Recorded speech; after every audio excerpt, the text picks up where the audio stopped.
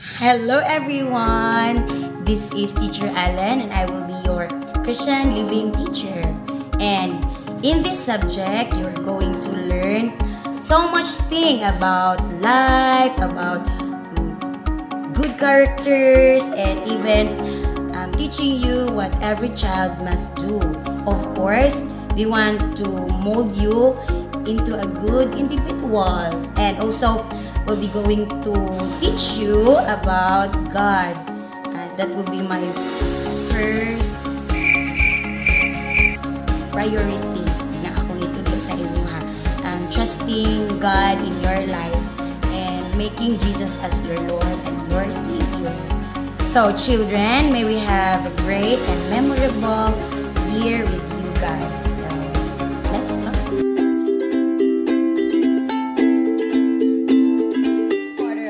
Let's start or let's begin our lesson for this week. And in this week, we're going to learn about God's plan for Joseph. So, I know this is a new story for you because when you were in grade 1, your story is all about Jesus. But this, in your second grade, you're going to learn about Joseph and his life. So expect many Joseph in our story. Okay? Alright, so let's watch this video. It's time for a Bible story. A long time ago, there lived a man named Joseph. And Joseph and his family lived in the land of Canaan. Canaan. I've heard that name before. Oh, isn't that the place with the really good chicken strips? No, that's Raising Cane's, and it's a restaurant. Canaan was a country, like thousands of years ago. Ah, gotcha. So that's Joseph right there, huh? And I guess those are all the people that lived in his village? Actually, that's just Joseph's family. All of those people? Seriously? You bet. Joseph had a really big family. In fact, he had 11 brothers. Whoa, that would be awesome to have that many brothers. You could have your own football team, or 2 basketball teams, or 6 tennis teams. Okay, we get it. And actually, it wasn't all that awesome for Joseph. His brothers didn't like him at all. In fact, they kind of hated him. How come? Well, Joseph was his dad's favorite son. His father Jacob loved him like crazy. He thought he was the coolest, best, most awesome kid in the world. Aren't you not supposed to have a favorite kid? That's like parenting 101. Or at least just keep that on the down low, I'm clearly my mom's favorite kid, but you don't hear her blabbing about it all the time. Well, Jacob didn't keep it on the down low at all. He made it very clear that Joseph was his favorite son by giving him a special gift. Ooh, what'd he get? A solid gold Xbox? A diamond-encrusted fidget spinner? An Xbox made out of gold and diamond fidget spinners? No, because those things don't exist. His dad gave him a coat. What? That's kind of a lame present. That's like getting underwear for Christmas. Well, actually, back then it was a pretty special gift. This coat had all these different colors and the fabric was super nice. It was incredible.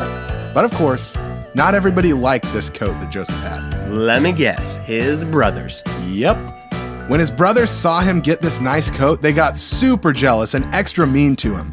But then, something happened one day that made it a lot worse. What happened? Well, Joseph started to have some interesting dreams at night while he was sleeping. And these were different than any dreams that he'd had before. Ah, classic case of the old weird dream, huh? Been there. One time, I had this dream that my hands were feet, and my feet were hands, and I had mouths on my knees. Yeah, I'm gonna stop you right there. That's super weird.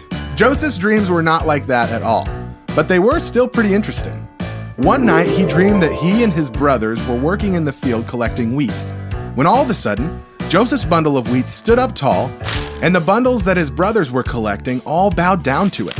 Whoa, that's a pretty weird dream. Well, at least he didn't have mouths on his knees. Yeah, you got me there. Another time, Joseph dreamed that the sun, the moon, and 11 stars all bowed down to him. I'm sensing a theme here. Something about things bowing down to Joseph.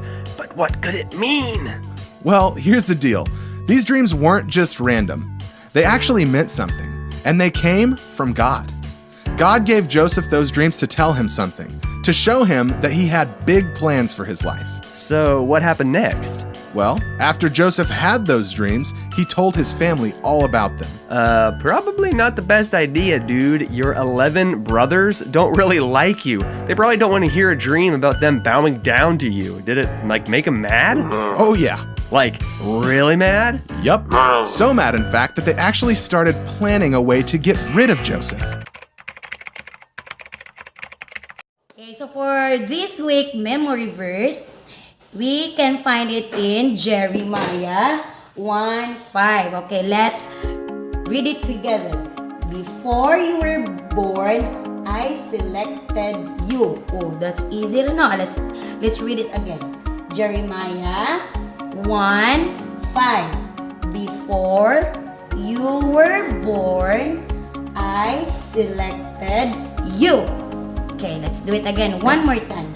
Jeremiah 1:5. Before you were born, I selected you. Oh, I know that's easy, but this time I will help you memorizing it more easier. So, let's see this one. Oh, natay. Di man mag-atras ata. So, we have memory verse here. And let's read it, and then after we read, I will erase one word, and then you remember unsa tong gi-erase ni Teacher Alan. Ano ha? Okay, let's read it last one. Jeremiah 1:5. Before you were born, I selected you. Now, I'm going to erase one word for now. Okay, I will erase born. Okay, remember that word ha? Born. Alright. Okay, everybody read. Jeremiah 1:5. Before you were, I selected you. Very good. Let's continue. Di na magdugay-dugay. I will erase two words this time. Okay, unsa man to i-erase? You were. Again, you were.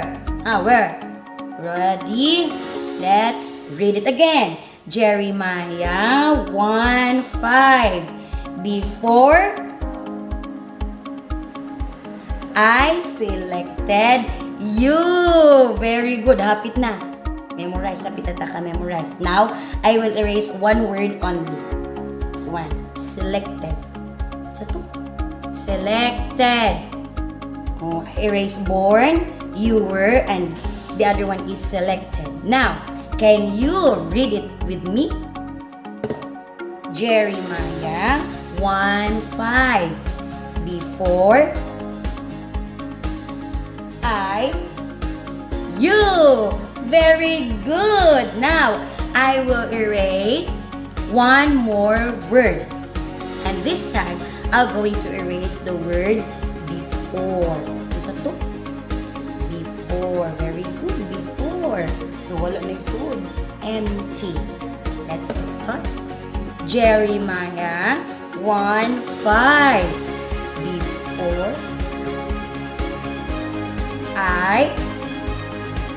you. Great job! Now, let's erase all the words and him. Okay, erase ang I, erase ang you. So, what na just sulod? Empty na. Only the address na nabilin. Okay, let's read.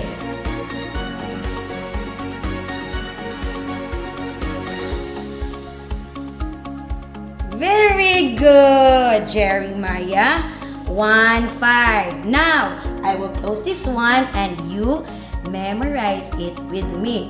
Jeremiah 1:5. Ready, begin. Jeremiah 1:5. Before you were born, I selected you. Jeremiah 1:5. Yay! Great job!